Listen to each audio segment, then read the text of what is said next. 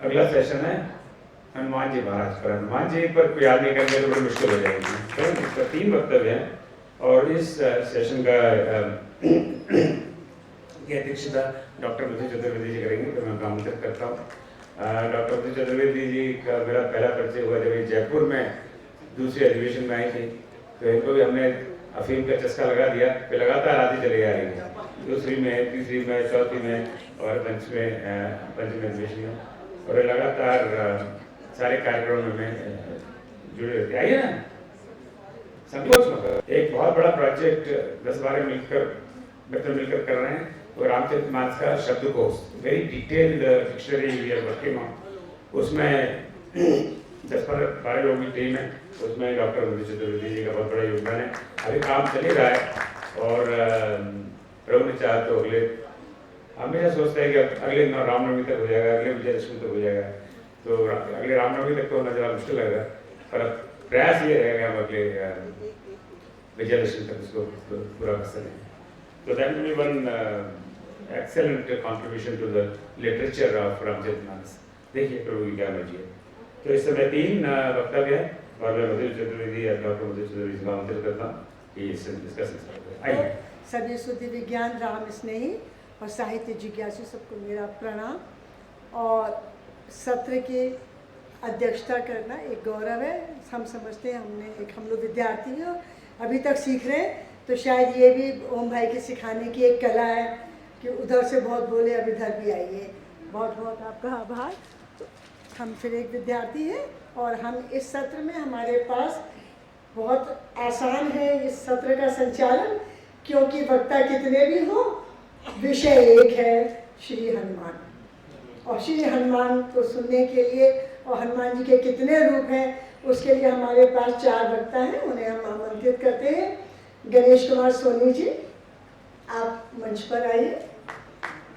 सीमा हरी शर्मा भोपाल से हैं। गणेश कुमार सोनी जी नरसिंहपुर से आ रहे हैं। भारी वल्लभ शर्मा जी, आप पति पत्नी हैं, भोपाल से आए हैं। दोनों का विषय एक ही है। वो कह रहे हैं, वो इसके को ऑथर है, इसलिए उन्होंने कहा मेरे पति का नाम लीजिए, ये पति का सम्मान है, हम उसको कैसे छोड़ सकते हैं।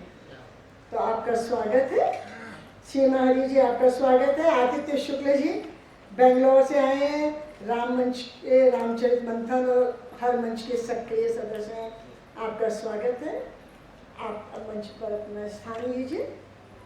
गणेश कुमार सोनी जी को वे आए, वे अपना वक्तव्य दें। उनका विषय है हनुमान रामदूत। आइए। आदरणीय श्री SS पटेल जी हैं, नरसिंहपुर से ही पधारे हुए हैं। मैं इस मंच से चाहूँगा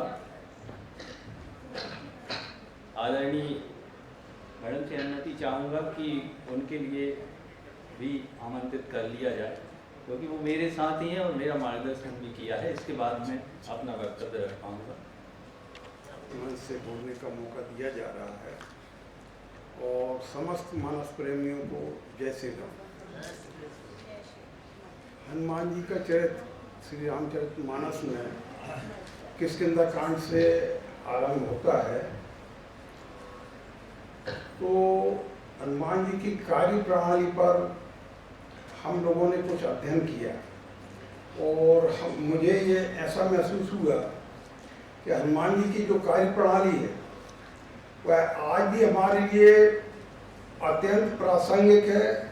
उसका अनुकरण हमारे लिए करना बहुत आवश्यक है। उन्हीं कुछ बातों को लेकर मैं और आदरणीय सोनी जी साथ साथ इस पर वक्तव्य देंगे। तो पहले तो मैं ये कहना चाहता हूँ कि रामचरितमानस का अध्ययन करने पर हमने ये पाया है कि हनुमान जी ने जब भी किसी कार्य को संपादित करने की कोशिश की है, तो सबसे पहले कार्य करने के पहले उन्होंने उस कार्य पर विचार किया है। किसी भी कार्य को बगैर विचारे नहीं किया है। पहले उन्होंने विचार किया, फिर कार्य करने को अंजाम दिया है।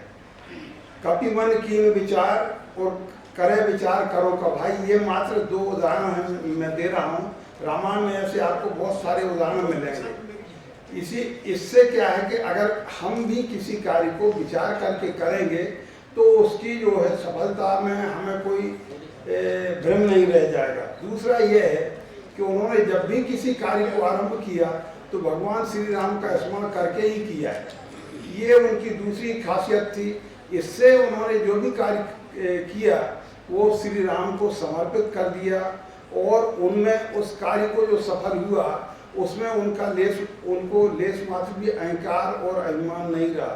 तीसरी बात यह है कि उन्होंने जो भी दीन दुखियों की मदद की, वो रामदूत इसीलिए कहलाए कि जो भी उनको दीन दुखी मिला, चाहे सीता जी का दुख दूर करना हो, चाहे विभीषण का दुख दूर करना हो, चाहे सुग्रीव का दुख दूर करना हो, उन्होंने सब इन दीन दुखियों को ले जाकर श्री राम जी से मिलाए, इसलिए उनका नाम श्री रामदूत पड़ा। मैं आगे ज़्यादा ना बोलते हुए श्री सोनी जी को आग्रह करूंगा कि वो आके इस पर विशेष प्रकार डालें। शर्मा जी, आदरणीय श्री राजेश जी श्रीवास्तव जी, आदरणीय श्री ओम जी गुप्ता जी का मैं आभार व्यक्त करता हूं कि मुझे यहां उन्होंने मंच प्रदान किया।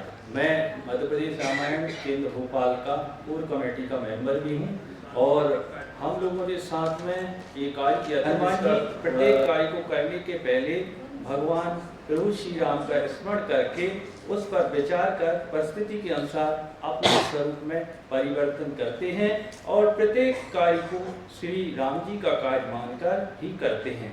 इस प्रकार हमें बड़ा ही सुंदर संदेश रामचरितमानस से प्राप्त होता है कि हमें किसी कार्य के पूर्व भगवान का स्मरण करना चाहिए, उस पर विचार करना चाहिए, जिससे सफलता निश्चित होती है। रामचरितमानस में श्री हनुमान जी जितने भी साधु संतों से भेंट करते हैं वह उन्हें श्री भगवान राम तक पहुंचाते हैं, अर्थात उनकी रामदूत की भूमिका अग्रणी है। गोस्वामी तुलसीदास जी की जीवनी में भी सबसे पहले उनकी भेंट हनुमान जी से ही हुई थी और हनुमान जी ने ही उन्हें चित्रकूट में मंदाकिनी के घाट पर भगवान प्रभु श्री राम के दर्शन करवाए थे।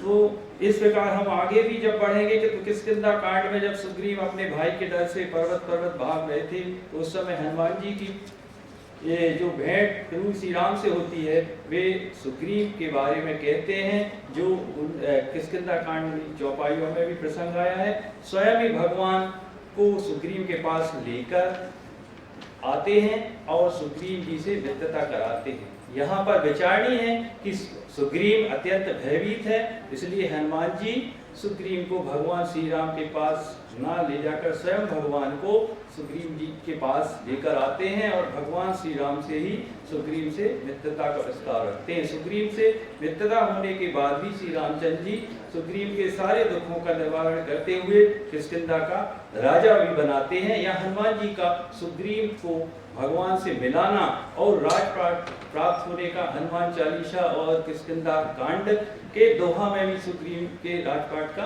प्रसंग आया है। हनुमान जी अपने कृपा पात्रों को भगवान श्री राम की शरण में पहुंचाते ही नहीं हैं, बल्कि वहां भक्त भगवान के पास जाने में असमर्थ रहता है, वहां भगवान श्री राम के पास लेकर आते हैं और भगवान से मैत्री करवाते हैं। यह रामदूत हनुमान ही कर सकते हैं, क्योंकि वे जीवाचारी हैं। उनकी प्रीति तो सदा जीव को ब्रह्म से मिलाने वाली है। किष्किंधा कांड के दोहा में भी इस चौपाई का संदेश समाया हुआ है।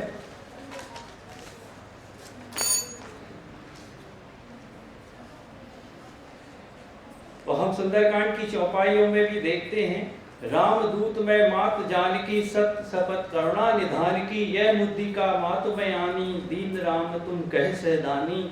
इसका भी हम उल्लेख यहाँ पर पाते हैं। अशोक वाटिका में हनुमान जी मिलते हैं तो अपना परिचय वो रामदूत के रूप में ही कहते हैं और पहचान के रूप में वो अंगूठी देते हैं जो प्रभु श्री राम जी ने उनकी पहचान के लिए दी।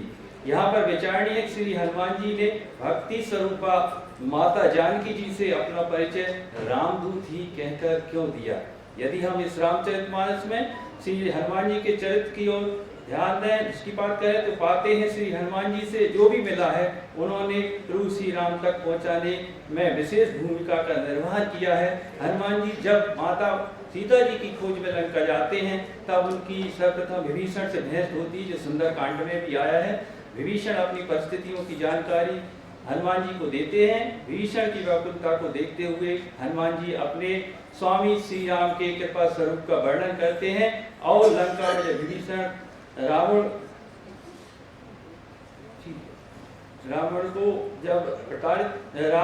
विभीषण को जब रावण प्रताड़ित करता है तो विभीषण इस मंत्र को याद रखते हैं जो हनुमान चालीसा में भी गोस्वामी तुलसीदास जी ने गाया।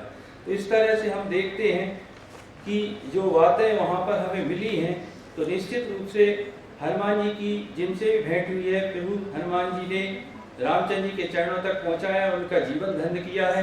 रामदूत के रूप में हनुमान जी की ऐसी अनेक कथाएं आती हैं जिन उनका चरित्र अपार है। इस प्रकार हम देखते हैं कि हनुमान जी का चरित्र मन, वाणी और कर्म से श्री राम में है।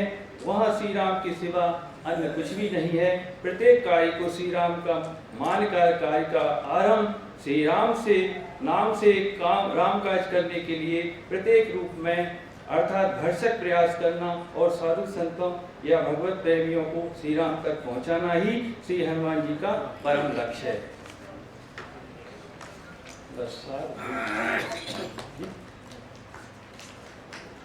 तो हम इस प्रकार देखते हैं कि तुलसीदास जी ने हनुमान चालीसा में भी जो आया है उसमें रामदूत अतुलित बलधामा अंजनी पुत्र पवन नामा, हनुमान जी ने रामदूत बनकर रामचंद्र जी के कार्य किए।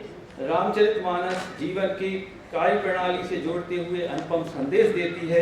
कार्य की प्रकृति के अनुसार अपनी स्वाभाविक प्रकृति में परिवर्तन कर, जैसे हनुमान जी ने लघु रूप रखा, अति लघु रूप रखा, भयंकर रूप आदि रखे अब कार्य संपन्न किए। हनुमान जी की जिससे भी भेंट हुई उन्होंने प्रभु श्री राम से मिलाने का कार्य किया, अर्थात उनकी रामदूत की भूमिका अग्रणी है। हरीश शर्मा जी को बुलाते हैं, उनका भी कर्तव्य है हनुमान राजदूत के रूप में करते अकारण ही कृपा जन जन पर, ज्ञानी ध्यानी बुद्धि बलिहारी है पवन सुत। सुग्रीव विभीषण को राम पद राजपद, देने वाले बड़ उपकारी है पवन सुत। और राम काज ऐसे की न राम खुद हाथ जोड़, बोले एक मुझ पे उधारी है पवन सुत। और राम काज ऐसे की न राम खुद हाथ जोड़, बोले एक मुझ पे उधारी है पवन सुत। और मैं हूँ संसारी कभी मुझ पे भी कृपा करो, काज मेरे छोटो संसारी है पवन सुत। मैं हूँ संसारी कभी मुझ पे भी कृपा करो, काज मेरो छोटो संसारी है पवन सुत। मैं हूँ संसारी कभी मुझ पे भी कृपा करो, काज मेरो छोटो संसारी है पवन सुत। हनुमान जी का संबंध अंक से कहें तो 5 से है। तो इस दृष्टि से ये 3 दिवसीय अधिवेशन का ये 5वां जो हम लोग 5वां अधिवेशन कर रहे हैं रामायण का, तो ये हनुमान जी को समर्पित मान लीजिए। हनुमान जी हैं एक विशेष देवता है जो किसी का कल्याण नहीं करते। मैं बहुत जिम्मेदारी से कह रहा हूं। हनुमान जी, राम जी, कृष्ण जी, देवी माता सब करते होंगे। हनुमान जी हैं सबको सिर्फ संकेत देते हैं, मान लो तो ठीक है, नहीं मानो तो ठीक है। उन्होंने सुग्रीव को कहा कि भाई आप राम से दोस्ती कर लीजिए, विभीषण जी से कहा कि राम के पास आ जाइए, उन्होंने रावण से भी कहा कि राम से मित्रता कर लीजिए। जिन्होंने माना उनका कल्याण हुआ, जिन्होंने नहीं माना उनका कल्याण नहीं हुआ। तो इस धोखे में नहीं रहना कि हनुमान जी आपका काम ठीक ठाक कर देंगे। वो इशारा करते हैं, संकेत करते हैं, जो संकेत समझ ले। ऐसा ही संकेत मुझको मिला। मुझको केवट पर पढ़ना था, लेकिन ओम जी ने कहा आदित्य जी हनुमान जी पर सेशन है और मैं चाहता हूं कि की नॉट स्पीकर के रूप में आप वहां पर बोलें। मैं बोला ठीक है। मैं तो बहुत खुश हुआ, क्योंकि जो व्यक्ति अभी तुरंत 350 पेज में हनुमान जी की कृति लिखा हुआ हो तो बढ़िया है भाई। मार्च का महीना है, प्राइवेट कंपनी में काम करते हैं, कुछ बोलने की जरूरत नहीं है, तैयारी करने की जरूरत नहीं है, जा करके बोलना है। लेकिन ओम जी हैं वो बम फोड़ने के आदी हैं। उन्होंने कहा विषय है हनुमान कौन। तो मैं कहा ये विषय है, इसके लिए तो अर्धाली पूरी चौपाई नहीं चाहिए। कौन नहीं जानता है जग में कपि संकट मोचन नाम तिहारो। तो मुझको लगा कि भाई इसी से काम हो जाएगा, क्योंकि भाई राम जी ने भी यही कहा था। राम जी है वाल्मीकि जी के पास जाते हैं अरण्य कांड में, वो बोलते हैं कहीं नाथ हम कहीं मग जाए। वाल्मीकि जी बोलते हैं पूछत मोहि के रहो कहां मैं पूछत सकचाऊं, और जहां ना हो कहते हो कहूं तो मैं ही बताऊं उठाऊं। तो मैं ओम जी से पूछने वाला था कि भाई ओम जी, पहले ये बताइए हनुमान जी क्या नहीं है, आप बताओ तो मैं बताऊं हनुमान जी कौन है। लेकिन राम जी तो उदार हैं। राम जी मैनेजमेंट के प्रोफेसर नहीं थे, उनके सामने वाल्मीकि जी ऐसे बोल सकते थे, लेकिन मेरे राम जी ओम जी उदार नहीं हो। राम जैसे उदार नहीं है, वो प्रोफेसर है। बेटा असाइनमेंट है, तैयार हो जा। तो बहुत बहुत प्रणाम ओम जी। लेकिन मुझको लगा कि ओम जी हैं, मुझको कुछ संकेत कर रहे हैं कि आप इतना हनुमान जी का चिंतन कर चुके हो तो तृप्त मत होइए। हनुमान जी हैं, वो तृप्त नहीं करते किसी को। तो मुझको वहां से संकेत मिला, और विश्वास कीजिए मुझको जो 10-15 मिनट में मैं अपनी बातें कहूंगा वो इस किताब में नहीं है। मैं इस किताब से बाहर हटके संपूर्ण नया चिंतन है, और संपूर्ण इसका श्रेय मैं ओम जी को देता हूं। सबसे पहले हनुमान जी है कौन? सक्षम गुरु हैं। सक्षम गुरु क्यों है? मैं नहीं कह रहा हूं, तुलसीदास जी कहते हैं। तुलसीदास जी कहते हैं सारी दुनिया में लोग हैं मां के रिश्ते को सबसे अधिकार पूर्वक रिश्ता मानते हैं, कि मां के सामने आप कुछ भी गलती कर लो, कोई अपराध कर लो, गंदा हो, जैसे हो, मां स्वीकार कर लेती है। तुलसीदास जी इस रिश्ते को भी छोटा कर देते हैं हनुमान जी के सामने। वो कहते हैं जय जय जय हनुमान गोसाई, कृपा करहु गुरुदेव की नाई। रिश्ता बताते हैं, मुझसे जो कृपा करना है हनुमान जी, तो गुरुदेव की तरह करना। तो हनुमान जी सक्षम गुरु हैं।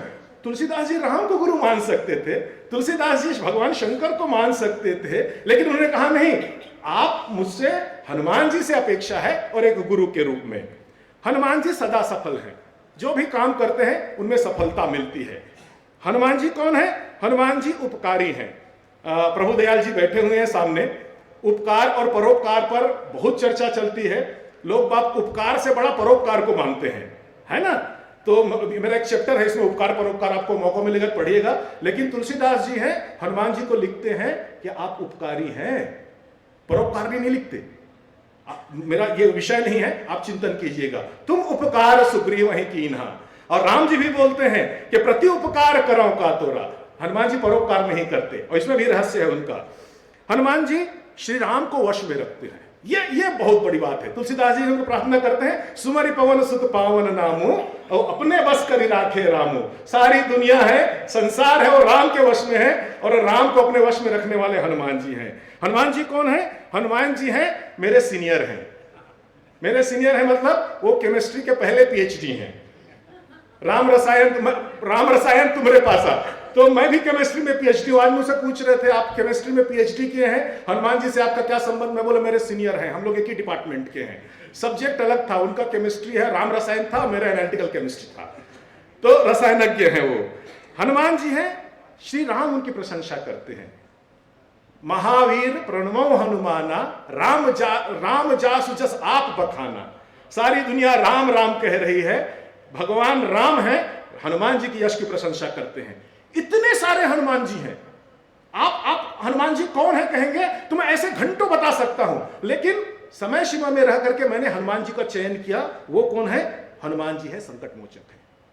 और वही तुलसीदास जी कहते हैं कि को नहीं जानत है जग में कभी संकट मोचक नाम तुम्हारो।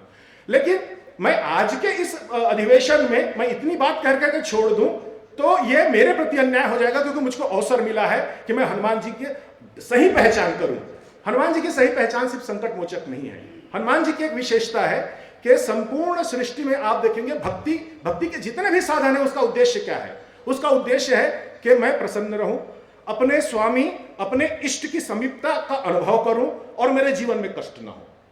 यही तीन ही भक्ति के कारण है। इसीलिए भक्त हैं, वो भक्ति के सारे विभिन्न साधन करते हैं। लेकिन आपको जान करके आश्चर्य होगा, हनुमान जी एक सृष्टि के एकमात्र ऐसे भक्त हैं जिनके जीवन में कोई संकट नहीं है, और अकाट्य भक्ति करते हैं सिर्फ इसलिए कि उस भक्ति के बल पर अपना सामर्थ्य प्राप्त कर सके, और उस सामर्थ्य से अपने स्वामी के संकट को हटे। ऐसा कोई दूसरा उदाहरण नहीं है। फिर मुझको बड़ा आश्चर्य होता है कि भक्त के अंदर इतना सामर्थ्य कैसे हो जाता है। सब ही नचावे राम गोसाई, एक अनीह अरूप अनामा, अज सच्चिदानंद परधामा, ऐसी व्याख्या की जा रही हो। वहां पर एक भक्त है, वहां उनके सामने उनके इष्ट हैं, असहाय खड़े रहते हैं, और असहाय इतना, चलो भाई काम करते समय आपके पास विवेक नहीं हुआ, काम करते समय आपके पास सामर्थ्य नहीं था, काम करते समय आपके पास साधन नहीं था, काम हो जाने के बाद बोल सकते थे ना, हाँ यार मैं तो यही सोच रहा था, लेकिन अच्छा हनुमान जी तुमने कर दिया। हाँ, राम जी बोलते हैं कि प्रति उपकार करो का तोरा, सन्मुख हो ही ना सकत मन मोरा, मैं नजर नहीं मिला पा रहा हूं हनुमान। ऐसा सामर्थ्य कहां से आता है? तो मुझको ये बड़ा आश्चर्य लगा कि एक भक्त के रूप में, क्योंकि हनुमान जी राम के भक्त हैं तो मैं भी हनुमान जी का भक्त हूं, तो मेरे स्वामी हैं, जब अपने स्वामी के संकट हर सकते हैं तो क्या मैं इतना सामर्थ्य मेरे अंदर आ सकता है क्या हनुमान जी की शक्ति प्राप्त करके कि हनुमान जी से कहो कि भाई 5-10 मिनट आप भी इंटरवल लो, मैं आता हूं आगे। यह चैलेंज है आपका। हनुमान जी हैं आपको, और यदि आप हनुमान जी की साधना करते हैं, हनुमान जी को अपना इष्ट मानते हैं, हनुमान जी को अपना गुरु मानते हैं, यह सामर्थ्य आपके अंदर आना चाहिए। हनुमान जी से संकट दूर कर दो, हनुमान जी मत बोलिए, आपके अंदर इतना सामर्थ्य लाइए कि हनुमान जी से कहो कि हनुमान जी रुक जाइए, अब मैं आपकी मदद करता हूं। मेरी एक बहुत प्यारी कुछ मुक्तक हैं। भले सभी कहते हैं ज्ञानी ध्यानी के निष्काम है हनुमत, दूसरों के कहने से क्या है, आप निष्काम हो, लेकिन जगत निर्भर है तुम पे, सबको तुम पे काम है हनुमत। तुम्हें मैं इसलिए पीड़ा भी अपनी कह नहीं सकता, तुम्हें तो खुद नहीं पल भर कभी विश्राम है हनुमत। सारी दुनिया अर्जी लगा करके रखे हुए हैं, तो मैंने कहा हनुमान जी मैं आपका भक्त हूं और आपसे ही सीखा हूं, भक्ति के साधन आपसे सीखा हूं, तो मैंने कहा एक काम कीजिए। बोले क्या? नहीं अरमान की चिंता, रहो निश्चिंत तुम मुझसे। एक व्यक्ति है, कम से कम निश्चिंत रहो तुम। नहीं अरमान की चिंता, रहो निश्चिंत तुम मुझसे। नहीं वरदान की चिंता, रहो निश्चिंत तुम मुझसे। तुम्हारे और मेरे बीच में संबंध ऐसा हो, तुम्हारी मैं करूं चिंता, रहो निश्चिंत तुम मुझसे। हनुमान जी आपको यह संकेत देते हैं। अंतिम और सुनिए, हनुमान जी से मैं कहता हूं, हमेशा सुख क्यों मांगू मैं? मंदिर में जाकर के, दिवाले में जाकर के जितने साधन कर रहे हैं सुख मांगने के लिए, इतने बड़े भिखारी हो गए हैं हम। हमेशा सुख क्यों मांगू मैं? सुखदायक मुझे कर दो, जगत के काम आ जाऊं, ऐसा नायक मुझे कर दो। अकेले हमेशा सुख क्यों मांगू मैं, सुखदायक मुझे कर दो, जगत के काम आ जाऊं, ऐसा नायक मुझे कर दो। हमेशा सबके संकट दूर करते हो अकेले तुम। हमेशा हनुमान जी से कहता हूं, आपका मैनेजमेंट, बड़े बड़े लोग बोलते होंगे, विनय जी आए थे अभी, एक लड़के को कहा मैनेजमेंट बहुत अच्छा है, मैं कहता हूं आपका मैनेजमेंट खराब है। हनुमान जी का मैनेजमेंट बहुत खराब है, क्योंकि वो डेलीगेशन नहीं करते जाप का। लीडर के रूप में आपको अपने जाप को बांटना है, सारा कुछ अपने सर पे रखे रहोगे तो कैसे काम करेगा? हाँ, तो मैं कुछ बता पाऊं, इतना लायक मुझे कर दो। फिर मुझको लगा कि मैं अपने गुरु से सीखूं, क्योंकि मैं नई बात नहीं कर रहा हूं, मैं कुछ ऐसी बातों से नहीं मांग रहा हूं हनुमान जी से जो ना भूतो ना भविष्यति। मैंने कहा आपने किया था ना, हाँ बस वही मंत्र मुझको दे दीजिए कि मैं आपकी मदद कर सकूं।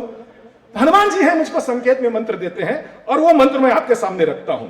हनुमान जी की विशेषता क्या है? हनुमान जी की सफलता, आप लोग, कुछ लोग कहते होंगे क्या हनुमान जी ने सीता की खोज कर दी, संजीवनी बूटी लेकर के आ गए, सब कुछ है, राम जी ने प्रशंसा कर दी। मुझको लगता है हनुमान जी की एक ही सफलता है, ये राम दरबार है ना, यहां पर रघुकुल से बाहर एकमात्र व्यक्ति हनुमान जी हैं। यहां पर विभीषण नहीं है जो लंका का राजा है, यहां सुग्रीव नहीं है जो किष्किंधा का राजा है, और यहां पर निषाद गुह नहीं है जो श्रृंगेरपुर का राजा है। हनुमान जी के पास कुछ नहीं है, लेकिन रघुकुल से बाहर एकमात्र सदस्य है। कभी आप लोगों ने ध्यान नहीं दिया होगा, तो जहां पर आपकी पात्रता नहीं है, जहां लोग सोच नहीं सकते, वहां पर आप अपना आसन जमा लेते हो। यह हनुमान जी की सफलता है। अब सबसे बड़ी बात है संकट क्या है। मैंने कहा कि भाई संकट दूर करना है, तो सबसे पहले संकट समझते हैं। मेरे गुरुदेव हैं पूज्यपाद स्वामी अवधेशानंद जी महाराज, वो कहते हैं कि आत्मविस्मृति से बढ़कर दुनिया में कोई कष्ट नहीं है। मैं कौन हूं मैं नहीं जानता, मेरा सामर्थ्य क्या है मैं नहीं जानता, और सुख क्या है, तो आत्म साक्षात्कार से बढ़कर दुनिया में कोई सुख नहीं है। और हनुमान जी हैं, ये यात्रा की हुई, आत्मविस्मृति से लेकर के आत्म साक्षात्कार की यात्रा की है। यदि हनुमान जी के जीवन को दो भागों में आप बांटे, तो राम जी से मिलने के पहले के जीवन है हमारे जैसे, हनुमान जी बिल्कुल एकदम डिट्टो, जरा भी अंतर नहीं है। उनको सत्य पसंद है, इसलिए सुग्रीव के साथ घूमते हैं, लेकिन तटस्थ रहते हैं। मेरे पड़ोसी, 2 पड़ोसी हैं, मुझको मालूम है, दोनों लड़ाई झगड़ा करते हैं। लड़ाई झगड़ा शांत होने के बाद मैं दोनों के घर में जाकर के बोलता हूं, यार तुम तो सही हो, लेकिन मैं क्या करूं, बोल नहीं पाता मैं उनको। हम इतने तटस्थ रहते हैं। हनुमान जी भी तटस्थ थे। वो जाकर के राम के संकट हरने के लिए, राम के बल का वर्चस्व को वहां बखान करने के लिए लंका में जाकर के आग लगा देते हैं अकेले दुश्मन के यहां। एक पत्थर भी फेंक के नहीं मारते बाली की तरफ। बाली की तरफ एक पत्थर फेंक के मार देते, क्या पता तो कुछ लड़ाई झगड़े के बाद दोनों भाइयों में सुलह हो जाती। तो सत्य के साथ रहते हैं, लेकिन तटस्थ रहते हैं। हनुमान जी हैं, उन पास सामर्थ्य है, हमारे पास भी सामर्थ्य है। हनुमान जी भी ज्ञान भूले थे, हम भी ज्ञान भूले हैं, तो कोई अंतर नहीं है। लेकिन जैसे हनुमान जी के जीवन में राम आते हैं, एक प्रक्रिया शुरू होती है, और वह प्रक्रिया है आत्मविस्मृति से लेकर के आत्म साक्षात्कार की प्रक्रिया है। यह प्रक्रिया आप भी कर सकते हैं। आप अब ये कहोगे कि कोई मनु है, शत्रुपा है, राम की तपस्या करेंगे, फिर राम आएंगे, फिर चल करके आएंगे, इतनी प्रतीक्षा मत कीजिए। मैं बताता हूं राम क्या है। राम सत्य है, सत्य का साथ रखिए। राम मर्यादा है, राम वचन परायणता है, राम करुणा है, राम है सबको साथ लेने करके चलने की भावना है। जिस दिन ये भावना आप अपने जीवन में लाइए, देखिए आपके जीवन में भी हनुमान बनने की प्रक्रिया शुरू हो जाएगी। अब मैंने कहा कि भाई यह प्रक्रिया कैसे होगी, तो ईश्वर को पाने के 3 माध्यम है। ज्ञानी लोग हैं जो ईश्वर को जानते हैं, भक्त लोग हैं ईश्वर को मानते हैं, वो जानते नहीं है। गुरु पितुमात न जानियो काहू, मैं कुछ नहीं जानता। ज्ञानी है, बोलते हैं कि मैं ईश्वर को जानता हूं, लेकिन इसमें ये दोनों रास्ते हैं ना, ये पूर्ण नहीं है। इसमें एक तीसरा रास्ता है, वह है ज्ञान और भक्त का। भरत कहते हैं, मैं जानो निज नाथ स्वभाव, क्या है, अपराधीन पर क्रोध न काऊ। ये जानना है। और मानना क्या है, यद्यपि जन्म कुमात ते मैं सठ सदा सदोष, और आपन न जान न त्यागी है मोहि रघुबीर भरोस। जहां ज्ञान और भक्ति दोनों मिले तो ये आदमी को साहस मिलता है। हनुमान जी है, सुनो विभीषण प्रभु की रीति, विभीषण मैं जानता हूं, क्या जानते हो, करई सदा सेवक पर प्रीति। और मानते क्या हो, कहूं कवन में परम कुलीना, कभी चंचल सब ही विधिहीना। तो ये जानने और मानने की जो क्रम है, ज्ञान और भक्ति का है। जहां ज्ञान और भक्ति दोनों का समावेश हो जाए, व्यक्ति है अपने इष्ट से ज्यादा सामर्थ्यवान हो जाता है। कैसे? आप एक प्रसंग जानते हैं, सीता जी का हरण हो गया है, राम जी है किष्किंधा कांड में भटक रहे हैं। और ओम जी आपका ध्यान चाहूंगा,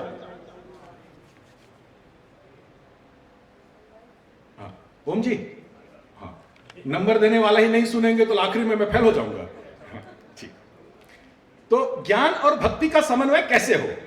किष्किंधा कांड में राम जी हैं, वो भटक रहे हैं लक्ष्मण जी के साथ, बड़े पीड़ित हैं। फिर नारद जी को लगता है कि भाई मेरे श्राप के कारण आज ईश्वर कष्ट पा रहे हैं, तो कम से कम उनके साथ जाकर के उनके हालचाल तो पूछूं। और वहां पर पहुंच जाते हैं। पहुंचने के बाद नारद जी है उनसे प्रश्न करते हैं, बोले राम जी मामला गड़बड़ है, आपका समझ में नहीं आता। बोले क्या है? बोले भाई आपके 2 सेवक हैं, आपके 2 दास हैं, एक तो भगवान शंकर है और एक मैं हूं। बोले हाँ। दोनों के जीवन में आपने गड़बड़ी की है। बोले क्या? एक व्यक्ति शादी नहीं करना चाहता था, वो तपस्या में लीन है, उसको आप कामदेव को बुला करके संपूर्ण सृष्टि को काममय करके उनके तपस्या भंग करा देते हो। और मैं चाहता था मेरी शादी हो जाए, तो मेरा तमाशा कर दिए, जगहसाई कर दिए बंदर का चेहरा दे करके। भाई ये क्या समस्या है? राम जी वहां पर इस प्रसंग से ये ज्ञान और भक्ति के समन्वय का मुझको सूत्र मिलता है। राम जी कहते हैं कि नारद जी, मोरे प्रौढ़ तनय समज्ञानी, जो ज्ञानी है मेरे बड़े बेटे हैं, और बालक सुत समदास अमानी, जो भक्त हैं मेरे छोटे बेटे हैं, शिशु के समान हैं। अब ज्ञानी कौन है? भगवान शंकर ज्ञानी है। और भक्त कौन है? दास कौन है? सेवक है। अब ये बताओ कि जिस बाप का बड़ा बेटा है वो शादी नहीं करो बोले, और छोटा रोज घर में बोले कि शादी करा दे, शादी करा दे, बाप क्या करेगा? तो बस मैंने एक सामान्य पिता की जिम्मेदारी निभाई है। मुझको इसमें दोष नहीं देना कि भाई वो बड़ा बेटा है, बोलता मैं शादी नहीं करूंगा। बोला कर ले रे भाई, बाद में उम्र चली जाएगी तो मैं कुछ नहीं कर पाऊंगा। और छोटा बेटा रोज हल्ला कर रहा है, मेरी शादी करा दो, शादी करा दो, शादी करा दो।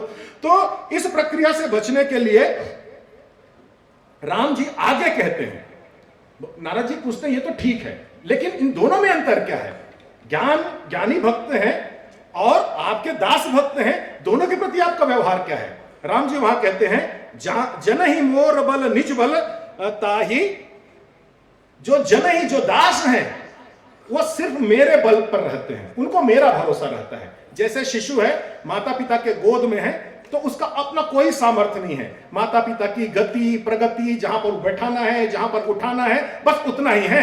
लेकिन जो ज्ञानी पुत्र है ना, वो उंगली पकड़ के चलता है, तो मेरा बल तो उसको ज्ञान की साधना करते हैं, तो आपका जो बल है वह अतिरिक्त होता है। और इसी बल के दम पर जहां शक्ति और भक्ति है एक साथ मिलती है, आप अपने इष्ट के भी संकट दूर करने के लायक बन जाते हैं। और हनुमान जी इसके उदाहरण है,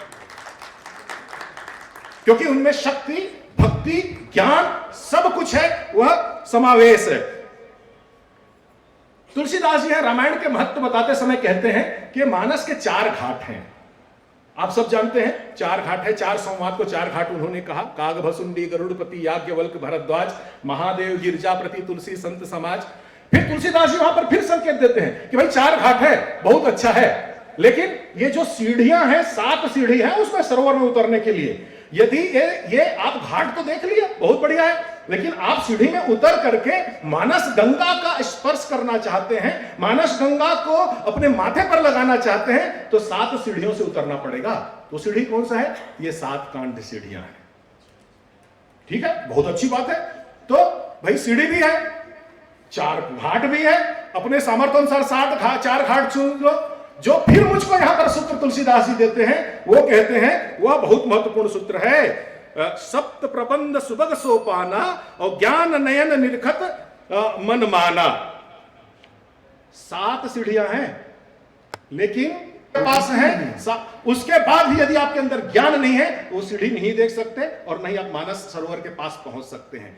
ज्ञान का इतना महत्व है, इसीलिए हनुमान जी हैं, उनकी विशेष कृपा है कि वो अपने अपनी भक्ति और अपने ज्ञान के बल पर सिर्फ ना तो अपने स्वामी का संकट हरते हैं, बल्कि एक उदाहरण बन जाते हैं हम जैसे लोगों के लिए कि हम भी अपने सामर्थ्य का आह्वान करें।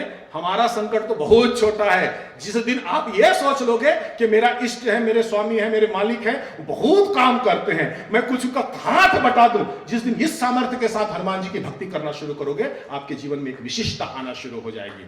मैं अंतिम में कहूंगा, ज्ञान और भक्ति का क्या है? भक्त है वो अपने स्वामी, अपने ईश्वर के गान करते हैं, उनके यशोगान करते हैं। लेकिन जो ज्ञानी और भक्त दोनों होते हैं, वो तो यशोगान भी करते हैं, लेकिन उनकी यश का विस्तार भी करते हैं, और वो युगों तक चलता है। तो राम जी त्रेता में हुए और आज तक हम उनके युग को, गुण को गा रहे हैं। तो हनुमान जी जैसे ज्ञान और भक्ति के समन्वय वाले भक्त हैं, जो उनके गुण को निरंतर विस्तार कर रहे हैं, और विस्तार के सीमा में हम सब आ गए हैं। इतना कह करके मैं अपना स्थान ग्रहण करूंगा।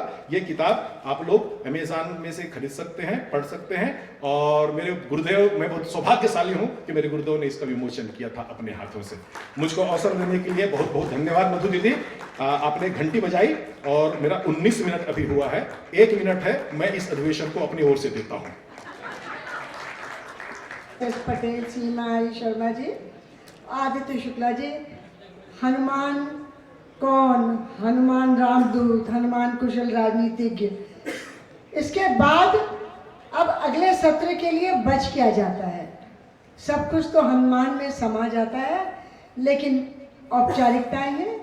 और अब हम इस सत्र को समापन की घोषणा करते हैं। इसमें हनुमान के इतने रूप और इतने गहन रूप से समझने को मिल गए, और इतनी नई सोच हमको मिल गई कि हम हनुमान को जानते तो हैं, लेकिन हनुमान को पहचान भी लें। ये इस सत्र की सबसे बड़ी सफलता है। सभी वक्ताओं को बहुत बहुत बधाई। और अब हम अपने मंच के लिए ओम भाई को आमंत्रित करते हैं। ओम भाई मंच पर आए।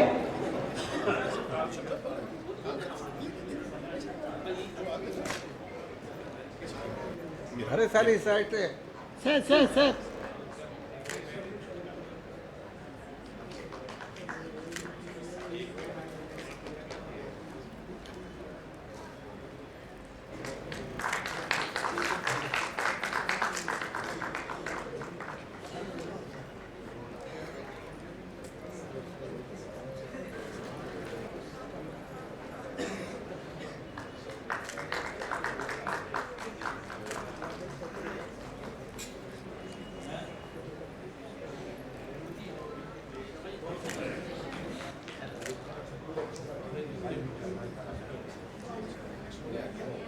धर्म संकट ये हो रहा है कि समय हमारा इतना हो गया और अभी सांस्कृतिक कार्यक्रम आरंभ होने वाला है, तो हम क्या करें।